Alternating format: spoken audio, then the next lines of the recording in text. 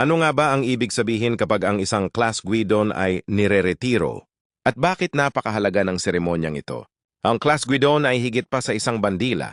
Thanks, naging simbolo ng ating pagkakaisa, ng ating mga pinagdaanan, at ng disiplina na humubog sa bawat isa. Sa bawat pagmarcha, bawat sigaw ng command, at bawat pagsubok na inyong tinalo, kasama ninyo ang gidon na ito. Ngunit gaya ng lahat ng paglalakbay, may panahon para tapusin ang isang yugto. Hindi dahil huminto ang kwento, kundi dahil natapos na nang may dangal ang misyon nito. Ang pagre-retire ng class guidon ay isang pagpupugay. Pugay sa hirap, pawis, sakripisyo at mga aral na nakaukit sa bandilang ito. Pugay sa mga nagdala nito. Mga leader na hindi sumuko, hindi bumitiw at nanindigan para sa klase.